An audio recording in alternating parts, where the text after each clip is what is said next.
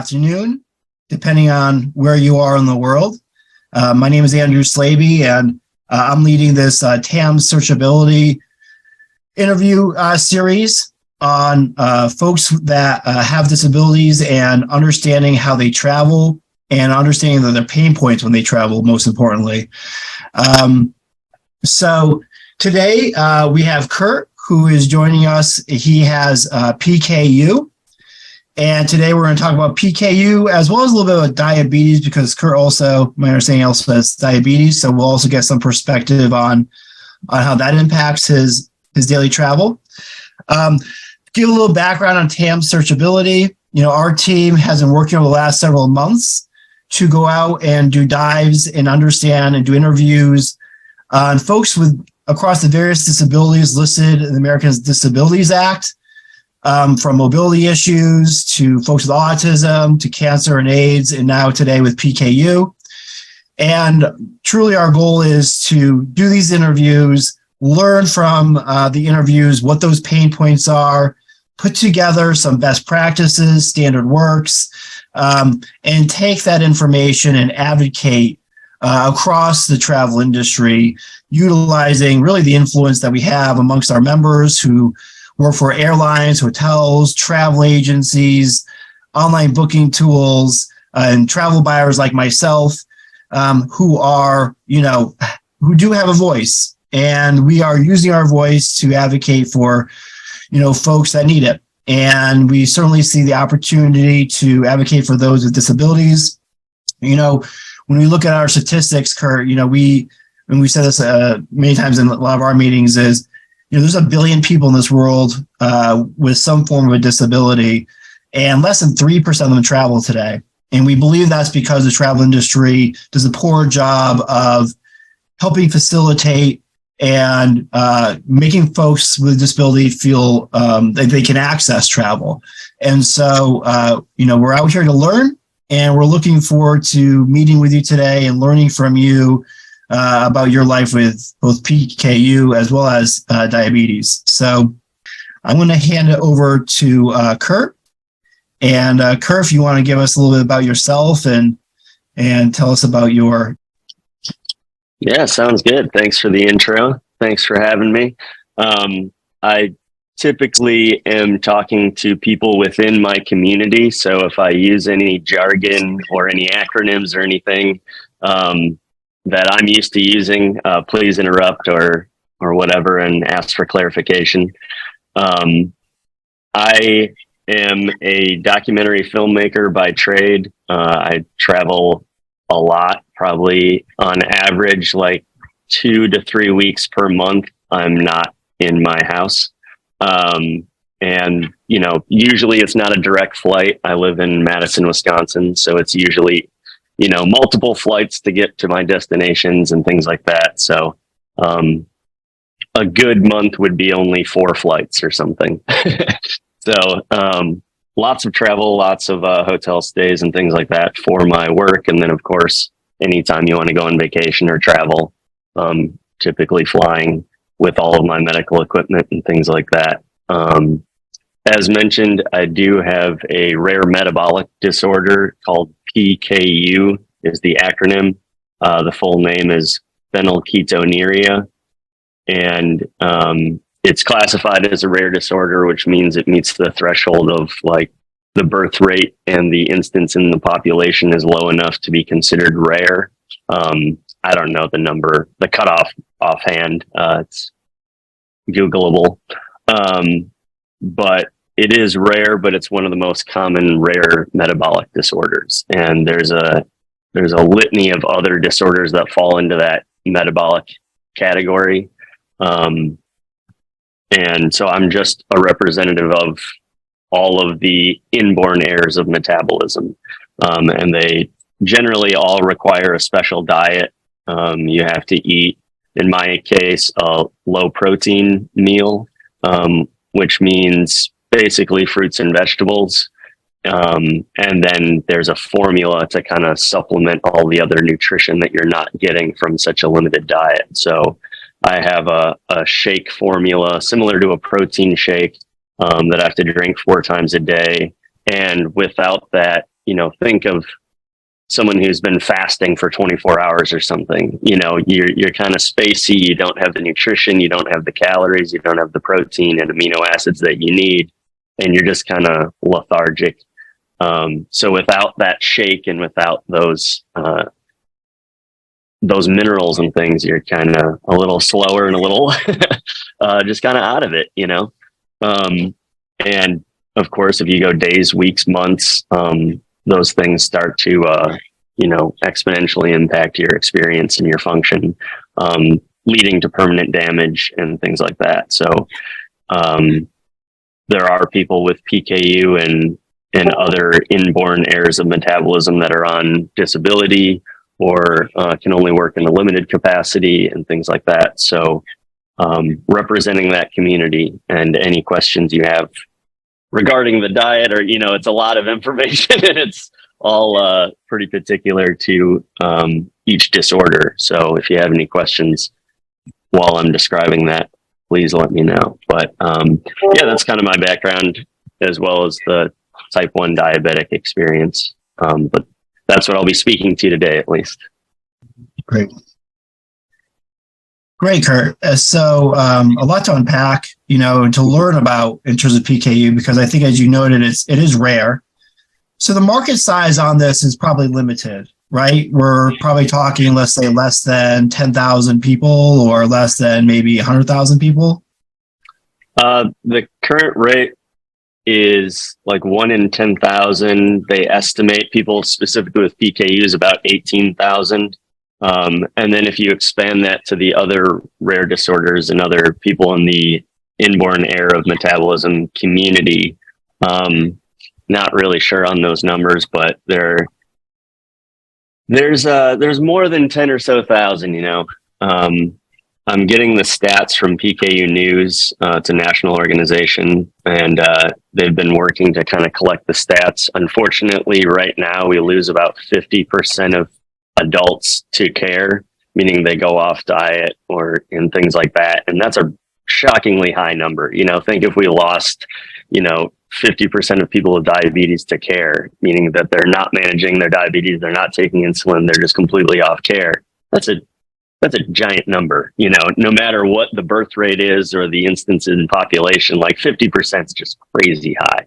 So that, I think, speaks to an illustrative of the fact of how hard this diet is and how complicated and multifaceted it is for parents to learn when they realize their kid at birth has this, and then for adults to navigate when they're, leaving the nest and going off to college or going into the workforce or just traveling for a week-long vacation. It's a small population with PKU, but you expand these experiences out even to people like with Crohn's and colitis and people who have rare disorder, dietary needs. So. Yeah, it's a great point, because when we think about PKU, it is about diet. And so to some degree, we're talking about how the travel industry, how they accommodate diet. Mm-hmm.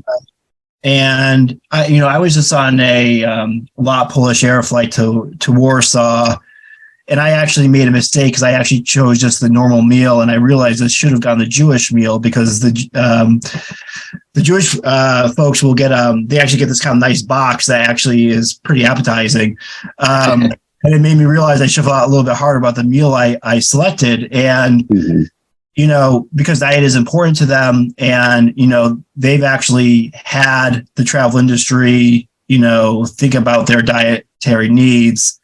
And you're bringing up this point, though, that it's not just PKU. It's diabetes is one side of the spectrum. You have Crohn's. You have all these other. Some of them, many of them are very rare. Diabetes is certainly not rare, though. I mean, diabetes is very common. And so, how does the travel industry prepare folks for travel and help them get through that travel experience without going off the wagon? Mm-hmm. Right?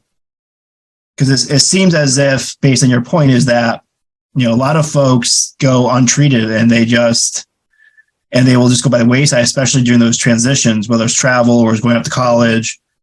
Mm-hmm. Is this something, Kurt, that you were born with, or something that you developed through time? Like, how does PKU, how does it come to being? Like, what is the? Yeah, so you're born with PKU. It's a genetic disorder. So both of your biological parents have to be carriers of it. And so because it's double recessive, if you're a carrier, you have a 1 in 4 chance of your kid having it. If you're both carriers, and then of course, if someone with PKU has offspring, all of their kids will be carriers. That's my freshman level knowledge of genetics, the chi-square and all that. Right. Great. So let's talk a little bit about let's get into traveling. And you travel a ton. So you're a great example of somebody that is disciplined, I'm sure, and you're used to it. So it'll be interesting to get your feedback that we can share with the travel industry and areas that they can improve on this. So usually we like to start at that point of booking. Mm-hmm. And when you go to book, how is that booking process for you? Is there anything that's missing? Is there anything that you wish was there that's not there today? It seems as if diet is important. So are there enough questions around what meal you want up front? What is that? Talk to us about that a little bit.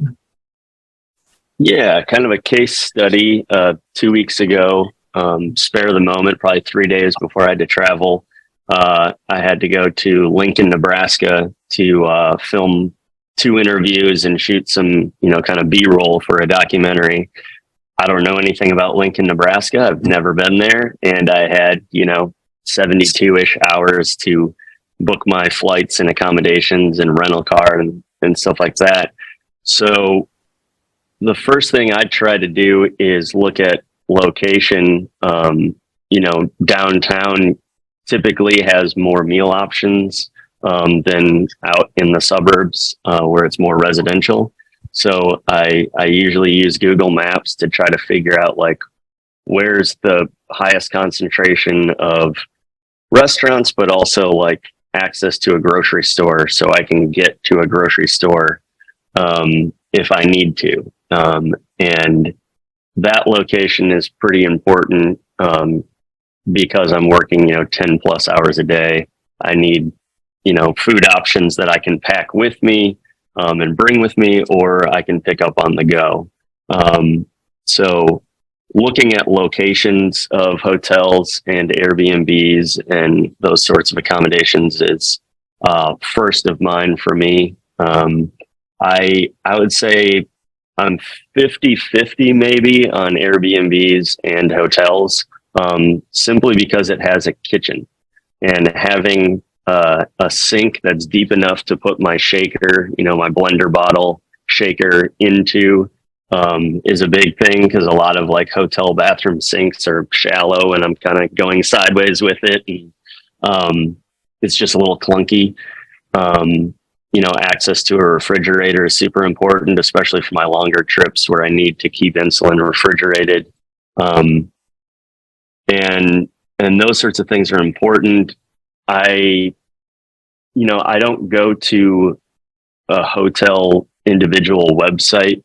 So maybe they already have filters for refrigerators or things like that, or kitchenettes, but I'm typically using the booking sites or going through my credit card to book those sorts of things, because I can get more points or a discount. So filters like that would be super nice. Some of the extended stays are nice because they're guaranteed to have that kitchen. They're kind of hit or miss as far as quality, but a lot of them have improved over the years. So that's been helpful. The free breakfast incentives and things like that are less enticing for someone in my community, because 90% of the time, or whatever the number, I can't eat anything at the breakfast, or it's just the fruit section that's not really that filling or appealing. So I'll often just go off site and buy my own breakfast, or go to the grocery store or something like that. I was recently at maybe it was a Hilton in Louisiana, and instead of they had the free breakfast option, or you could get a 20% discount that you could use during your stay. So you could use it at the bar, you could use it to buy lunch at the cafe or whatever. And so I opted out of the free breakfast coupon and just used $20. And then I could buy what I wanted or needed for dinner that night and apply that credit to it. So that was a nice flexible option that was way more useful to me than getting, access to the biscuits and gravy or whatever they have. Yeah, that's good. That's interesting. And Kurt, I actually had a question for you. You talk about the formula supplementing your diet. Can you share with us a little bit about the medical foods that are available, whether it's breads or noodles, pasta? Do you travel with it? Do you ever have requests at restaurants to make those things for you? Yeah, so since my diet is so limited, I don't think I put a number on it, but I can have 7 grams of protein a day, and the average person eats like around 60 grams of protein a day. And so it's hugely limiting. Like a piece of bread has between like 2 and 5 grams of protein just in a slice of bread. So I can't eat just a normal sandwich at the deli, even regardless of the toppings and condiments and all that. So I do bring a lot of snacks, with me that are special medical food that I can only get through my doctor and through a prescription. And they're kind of engineered to be low protein. So they're using, tapioca flours and these sorts of things, but they would be incredibly expensive because of how engineered they have to be to fit into our diets. So it's like $12 for a loaf of bread, and you can't buy it at a grocery store. I have to bring that along with me if I want to have toast or make sandwiches or whatever. And that's, illustrative of why I geared toward Airbnbs and things with kitchens, so I can bring my own pasta that I can't get on site and cook it on a stovetop. Those sorts of options are super nice, especially when it's like more than a week at a time. And, it leads into other people's needs as well, other communities as well. But did that answer your question, Stephanie? Okay, great. Hey, Kurt, just taking a little step back, because it sounds like you travel a lot for work.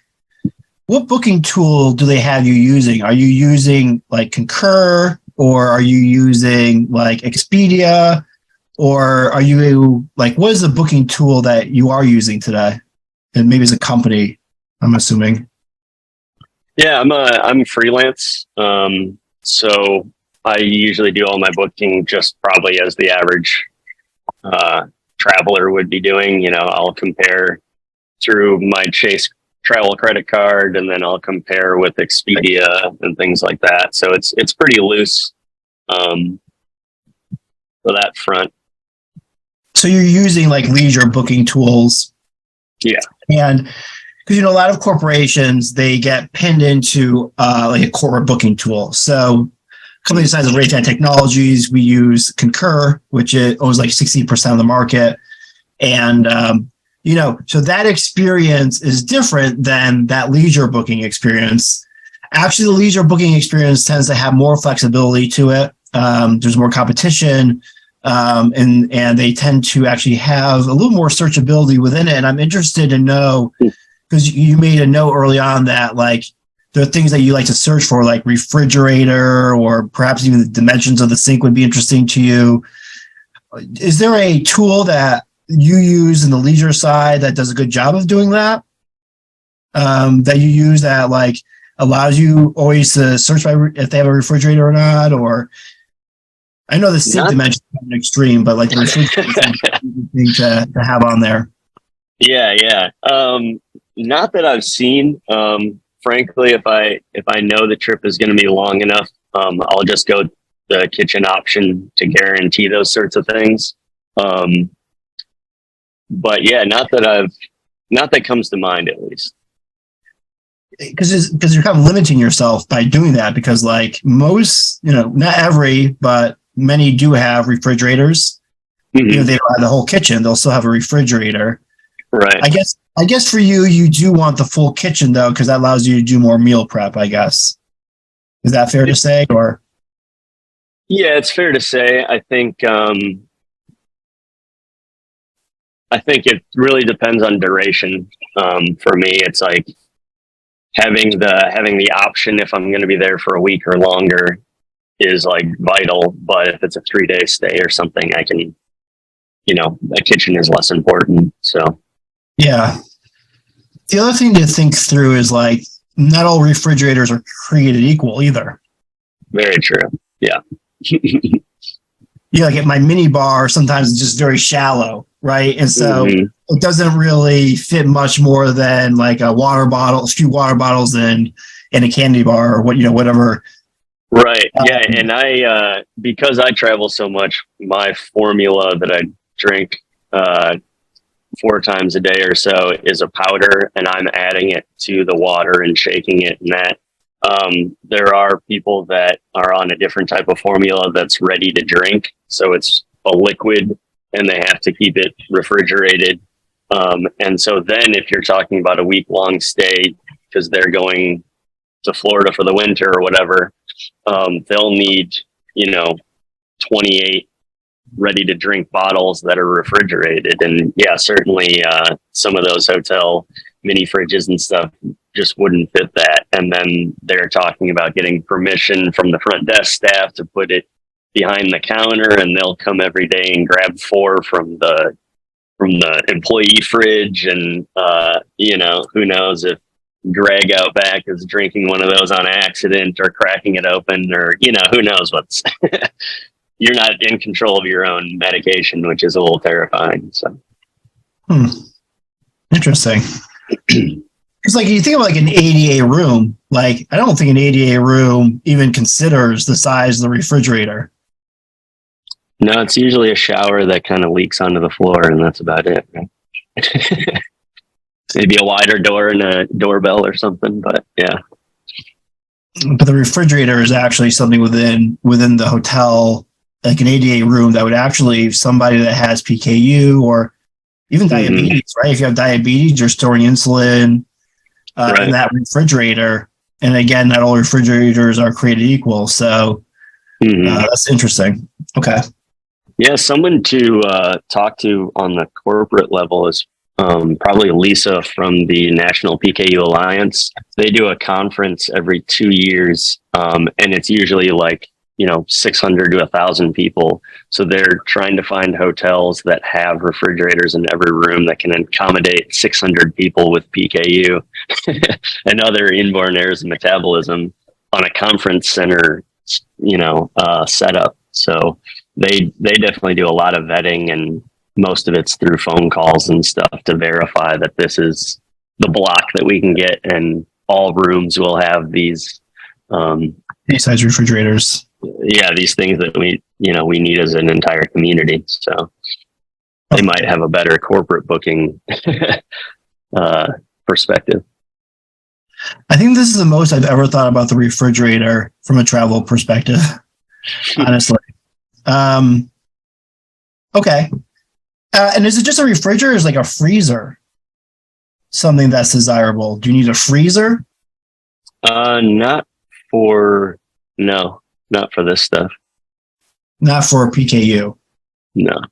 Are there any other rare or any other metabolic diseases that a freezer, like any kind of medicine, would be required that would need to be frozen, or maybe something for I can think of? No. Okay. I think that's something we got to think about. And actually, I'd be interested in asking that question to some of the folks we interview in the future on cancer or AIDS. Like, do they have any type of freezer needs? Okay. Can we talk a little bit about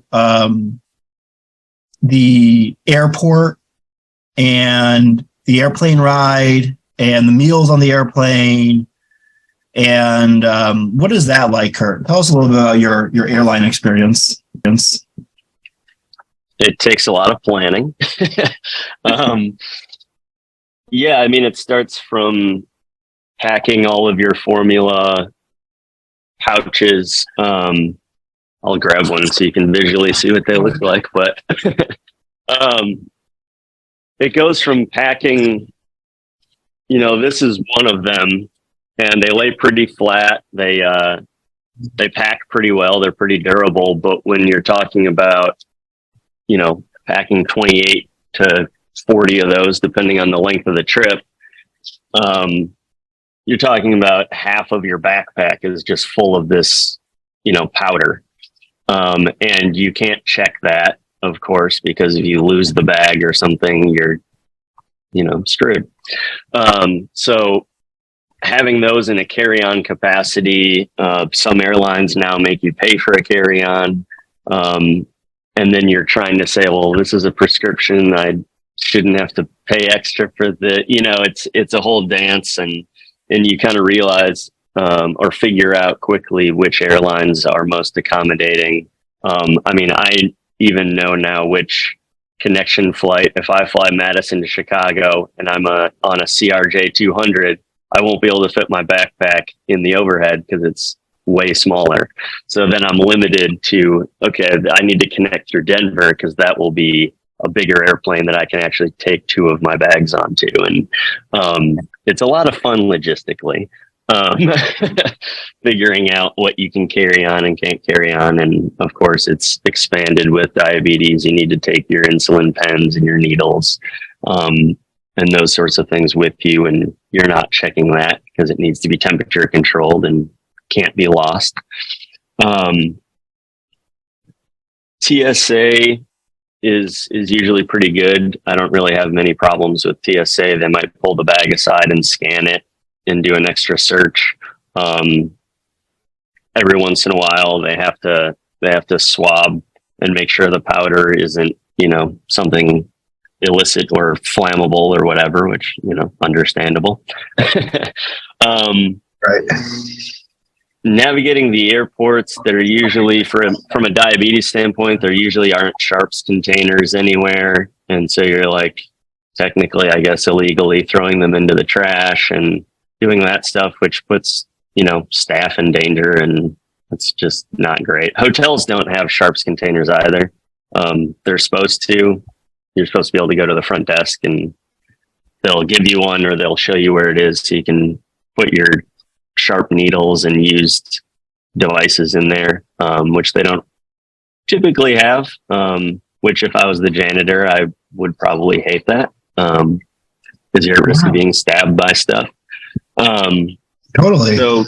So wait, time out. I'm sorry. Yeah. In the airport, you don't find any of those kind of. I wouldn't say any. I would say randomly they'll appear in the bathrooms. Bigger airports are better at it, but they're hard to find, and it's more of like a convenience thing of if you don't care, you'll just toss it in the trash, but it's an environmental nightmare and you're putting other people at risk. So okay. And yeah, let's see. Restaurants are always tough, but that's just a matter of what they, the options they have, and you walk around to find a good salad or something like that. And yeah, I'm trying to think before boarding, that's about it. And then the biggest thing, I think, when I'm on a flight, if it's a long, over 2-hour flight, I need to make a formula and drink one of my formula shakes on the plane. And they always give you like the thimble full of water. So I'll usually make sure to bring on my my water bottle and fill it and have it with me so I can, pour a shake and make a shake on the tray table. And typically can't, rinse out the shaker or do any of that on the plane. So you just kind of let it sit and stew. And if you've had kids or any sort of formula or protein shake, you don't want to let it sit for that long. So that's always a little fun, but plug your nose and go for it once you deplane and wash it out. But yeah, just a few more logistic challenges. I wouldn't say anything is like totally undoable or anything. I think for people who probably are less controlled on the diet and affected by executive function and kind of like social anxiety or big side effects of not following the PKU diet, those sorts of little hurdles start to build up and become pretty overwhelming. And so anything the industry can do to kind of like help out, take away those barriers. I know people that just don't fly at all. They've done road trips only because they're intimidated by TSA and bringing formula on, and the whole process seems too overwhelming. So they just don't do it. So maybe that's strength in marketing and representing like people with disabilities in the marketing to take away that barrier or to ease the stress of it all. But it's just a logistic challenge. Do you have any kind of medical card, or is there something that you bring with you when you travel that, like when you go to TSA, they know, okay, he has PKU, so it allows you to like bring maybe extra water, because obviously, there's rules against the size of your Right. water, right? Like, is there anything that you have that gives you some form of a pass? Nothing official. I've done a lot of talks with dietitians and nutritionists and things about traveling, and they said, well, we can give you a card. It's basically just a letter of medical necessity that says, hey, I'm Dr. So-and-so, and this is my patient, and they need this for their treatment. And I used to carry that. No one really asked for it. And then one time they asked for it. This was years ago. And the person was like, well, this is just letterhead. Like anyone can make this. I was like, that's a good point. This is all I have. So there's nothing official or branded or anything like that. Being TSA pre-check has been super helpful just because you passed a little bit more of a background test. And I don't really get problems with that. I have global entry too, and that kind of helps just because you're doing less security overall. But no, nothing actually official. It's all kind of printer paper, business letter stuff. And Kirk, I actually had two questions for you, if it's okay, Andrew. One relates to, first of all, I love the fact that you have individual envelopes of formula. But before that, they were in large cans, right? Yeah. And what, half a can a day? Yeah. Yeah. So it was a half can a day and lots of spilling.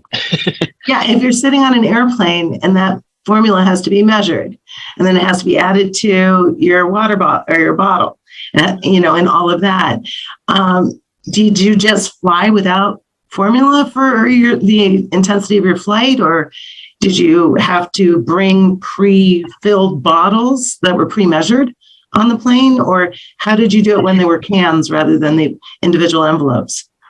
Yeah, and that's a good point. And some people are still on that because of I think this formula in particular, you can start drinking it at 8 years old or something. So you're on a different formula. And some people who are adults still have the can. Yeah, it's a 1 pound can of formula, and it lasts you about a day and a half. And, it's just like any other powdered formula. It kind of like plumes every time you're scooping and dumping and creates a little bit of a mess. And if you're shoulder to shoulder next to someone, that's not pleasing to them and kind of rude. So I would typically make those shakes like right before they started boarding. 5 minutes to boarding, I would quickly pre-make one and just bring it on, and then shake it and drink it while I was in flight. But yeah, I had to plan even more because I wasn't concocting that on the trip itself. But yeah, that's a good point. Okay. And then my other question, Andrew, and I'm sorry if I'm just kind of jumping in, was you had mentioned something about executive function. And so, the ability for the brain to make decisions, problem solve, and act. What happens when PKU levels in the bloodstream go high? What does that look like when someone is off diet or struggling with the diet? Yeah, so stakes are pretty high for the metabolic community in general. For PKU specifically, it's all dealing with amino acids and proteins. So I can't have one amino acid found in all proteins. And your body takes, in protein and transcodes it to other amino acids it can use to do everything, right? I mean, this is talking about layering, muscle and doing any sort of repairs in the body. Also, working on brain tissue and things like that. So everything is protein based, and once you start interrupting that process, you really it expresses itself in different ways in everybody. So some people have tremors and seizures because the muscles, the proteins in their muscles aren't being layered correctly and things like that. And then other people have neurological disorders and things show up by not going off diet or following the diet. And it's all permanent damage in the way your proteins are being dealt with. So definitely anxiety, definitely executive function, decision making, things like that are affected and shown the most. And that, of course, impacts your ability to do things like planning through all the steps of going on a trip. Things that seem easy and everyday to a lot of people, quickly you're missing out on steps and forgetting things, getting flustered and stressed out and overwhelmed, and things that should be fun and most people find somewhat enjoyable now become a task that seems insurmountable. So the stakes are pretty high, and that goes into all sorts of other things of needing counseling, needing physical therapy, going on disability, and these foods aren't cheap and things like that. So if you don't have good healthcare coverage or insurance coverage, and you're trying to navigate these payments and structures on your own, it's tough. It's challenging for the average person, much less once you start taking away some of those abilities and resources. Hey, Kurt. Thanks. Good question, Stephanie. Kurt, is cross-contamination an issue? Not for PKU, since we're not technically allergic to anything. Not for us. There's a lot of curry is sometimes coconut based or sometimes yogurt based or cream based, and we have to navigate those sorts of things. So nutrition facts and access to nutrition facts are hugely beneficial. There are some really good restaurant chains that include nutrition facts on their website. So I know exactly what's going into an actual portion of what I'm going to order. And I can gauge the protein content. I can gauge the carb content. So I know how much insulin to dose. Those sorts of, things on their website are very beneficial, but not cross-contamination specifically. So great point on the nutritional facts. Like when you fly on an airplane and you look, I honestly don't know the answer to this. Do they give you the nutrition facts on the meal that you order? If you travel internationally and you're sitting in business class, you get this great meal with it, right? That's what you're paying for. Mm-hmm. The nutrition facts published there. No, unless it's a prepackaged thing, like sometimes the muffin or whatever will be in a wrapper and it will have nutrition facts on it. A lot of those are not for individual sale, so they don't include the nutrition facts on it. Even the menus that they provide before you book your trip are pretty vague, right? They don't tell you exactly what sides go with it and things like that. And for, international travel, the vegetarian menu or meal is usually something I can't have because it's pasta or it's lentil based or chickpeas or something with protein, because that's what vegetarians need. So I usually opt for like the chicken because I know it's going to have mashed potatoes with it. It's going to have a salad. It's going to have some side veggies that I can at least eat. So usually the pasta dish and stuff like that is totally useless to me. Interesting. But you'll order that, and there may be like one thing like the dessert or something that you can't have, so you just toss aside. Mm-hmm. But things like the dinner roll, some rolls I could have, some I can't. But there's no nutrition facts. It's just a piece of bread on my plate, and I don't know how much protein or what it has in it. So you kind of make a calculated guess and eat half of it or whatever, or just bring on your own food and trade with people. And Right. But yeah, typically eating like maybe 50% right. of a meal. Interesting. Well, you gave us a lot to think about on the airplane piece. I mean, just to recap a little bit, you mentioned not every carrier is equal in how they treat PKU or anybody with a metabolic disease for that matter that has like an extra carry-on. The type of aircraft does matter. How you get routed.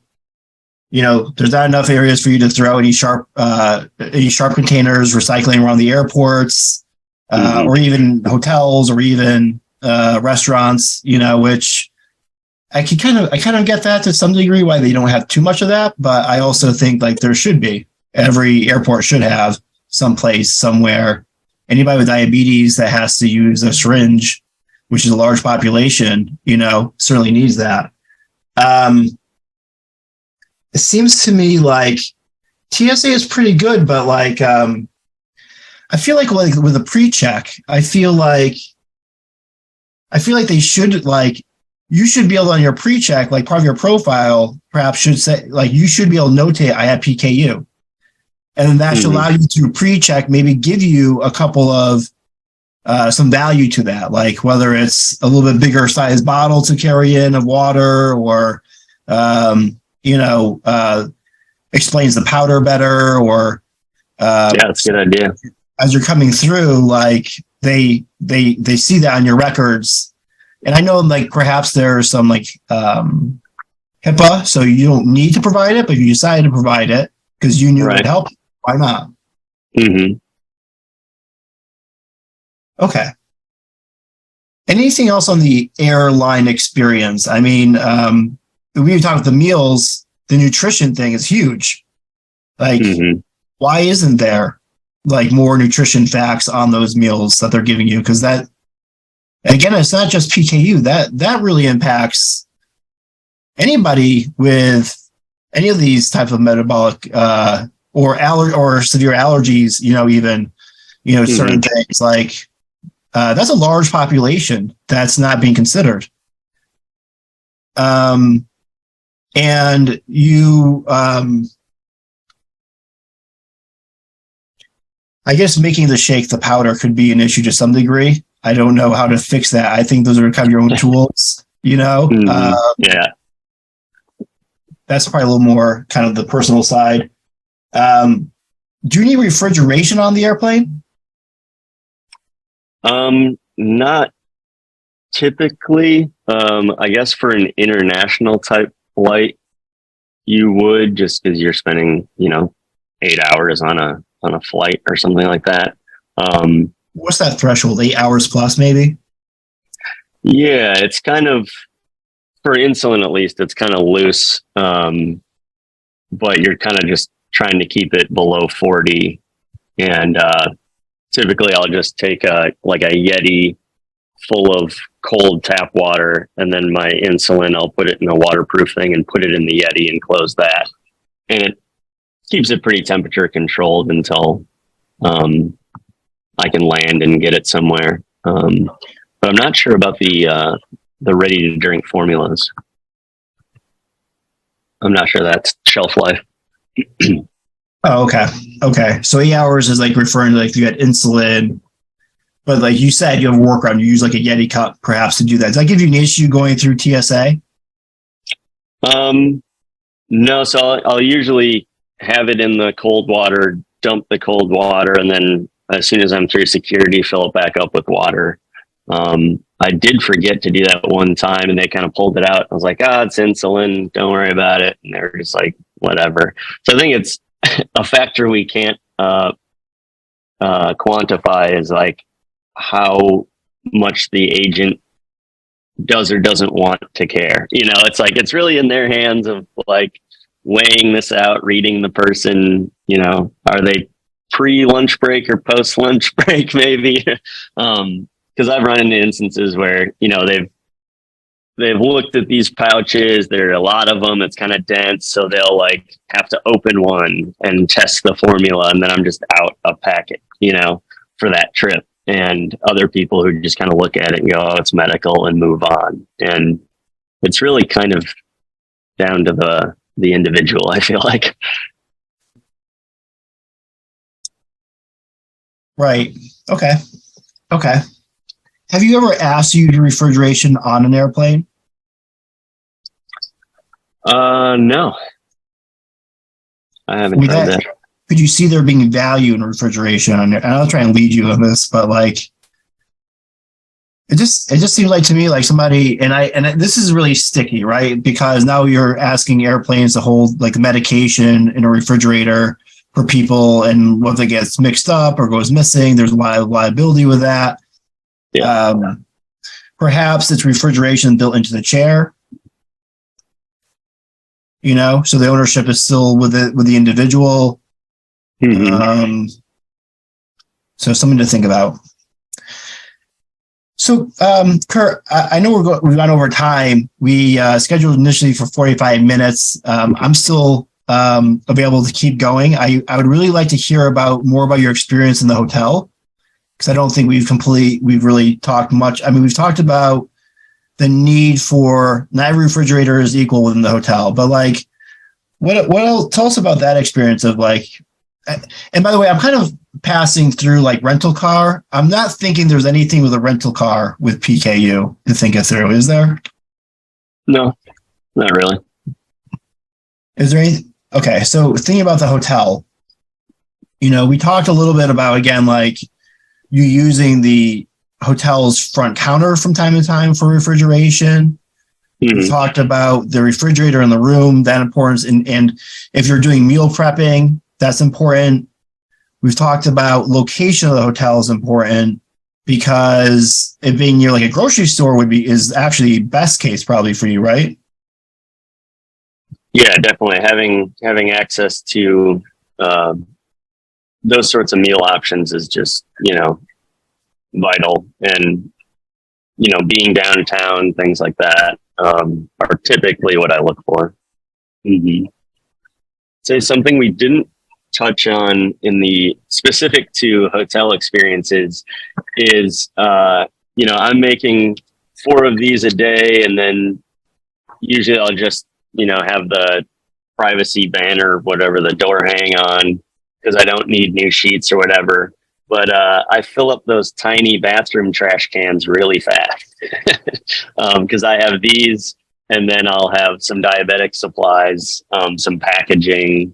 The thing that inserts the continuous glucose monitor is like a gun that's like this big. And, in a 2-day span, that tiny little trash can's like full. And so I have to like, okay, am I putting it outside my door? If I just take the privacy thing off, they're going to wash all my sheets and towels, and that seems wasteful. And dealing with trash is another issue I didn't even think about until this talk, but it's definitely a thing. Yeah, that makes a ton of sense, because you're throwing out a lot of packets. Mm-hmm. How often do you have to drink those packets? It sounds like you're drinking them like every 2 hours. Depending on an average day, you just like sitting at my desk editing, it's 4. On a more active day, if I'm on a 10-hour shoot or something, I might drink 5 or 6. Because it's really just a matter of, I get about 80% of my nutrition from these pouches, and just like if you're exercising all day long and then walking around and doing a bunch of heavy lifting for work, all of a sudden you get hungrier. You just want a heartier meal. You want more calories, more protein, more everything. So, yeah, up to 6 a day, I would say. Sounds like you stay really hydrated. So that's good for you. It's good for your skin. Right. Where do you buy these pouches from? You're on the road, you run out. Like, where do you go and where do you refill, like get more? Like, how does that work? Yeah, you can only get them via prescription through your clinic. So in Wisconsin, thankfully, it's covered by the state formulary. So they have a list of prescriptions that, they'll cover because they're medically necessary and the stakes are high. But that's varied by state. So some states don't provide any coverage and you have to go through your insurance company to get, but it's not something you can just get anywhere. So I'll bring extra. I used to bring about 2 days extra in case I ran out or a flight was canceled or bad weather or whatever. And then I was snowed in Kansas City one time for 3.5 days. And I couldn't get a flight out, couldn't get a rental car to drive out. And luckily there's a whole community of people with these disorders who have formula. And we have a Facebook group for emergency formula needs. And I posted, hey, I'm in Kansas City. I drink this type of formula, but really I'll take whatever. I need 2 days worth. And someone showed up like 2 hours later and had some of their kids' prescription that they shared with me so I could like be covered for that time. So it's, if you run out or if they lose a bag or something, you're completely at the mercy of the resources at hand or flying home early or something like that. It's definitely not something you can easily pick up on the road. Whereas my diabetic supplies, I was in Colorado on a trip a year ago and needed some more insulin. The trip ran long. We needed to keep filming. And I just went to the local CVS and they pulled my prescription up and got it for me because it's a chain and they all have these types of things. So that's the difference between a common disorder and a rare disorder, right? You have nationwide coverage, you have plans that work, people do this all the time versus like the individual experience of a rare disorder. Wow. Yeah, because there must be just one distributor of that. Like where would you actually buy it from? Like a drugstore, or you'd buy it from like only certain pharmacies will carry that powder? Is it like you? Yeah, like you can't even get them. There's specialty pharmacies that will do it. So like Walgreens specialty pharmacy will deliver it to your house in the city you live in from your local doctor. But if I was in, in this case, Kansas City, the Walgreens specialty pharmacy wouldn't deliver that because it's not in my range or whatever. So it's really, really frustrating and really murky on those sorts of things. And I'm out of state and all these other things. So come on, that's one of the things we're pushing. That's a huge drawback. Coverage. Yeah. Because that puts you at risk. Mm-hmm. And I'm thinking about so we're just talking about the US. Yeah. You go international, what happens? And what is, Yeah, you would have to, contact your clinic and get them to look up a clinic that's in that country and see if they had it available. I think one of the issues, there's a whole private insurance issue here that we have in the States that's more or less unique. But there's also just the reality that pharmacies don't have this in bulk stock in their warehouse waiting for someone with PKU to call. Right. So even if I called or was able to get the specialty pharmacy in Kansas City to say, okay, you have a need for this formula, we'll have it in 5 days, and that's the standard thing. If I want to order more of these, if I'm running low, I contact and they say, okay, in the next 4 days, we'll send some out to you. So there's like a week and a half gap on a normal day, much less if you needed it rush delivery. It just wouldn't be possible. All right. So this is triggering a lot of questions for me. And I know we're running out of time because we should probably stop at 1. Although my next meeting is with Chris, so I think at least I'll be covered from that perspective. But I want to be respectful of your time, Kurt.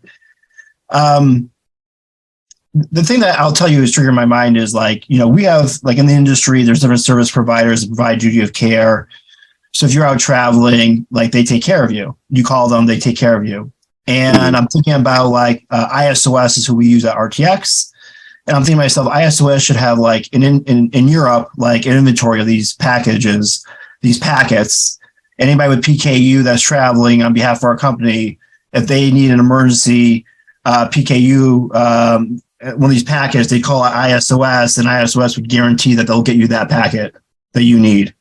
In some emergency situation, or perhaps you're traveling and it's a lot to carry with you, and maybe there could be some there for you. As you get off that airplane, those packets could be waiting for you at the hotel you're staying at, right? That service. I've done that before. Yeah. You have?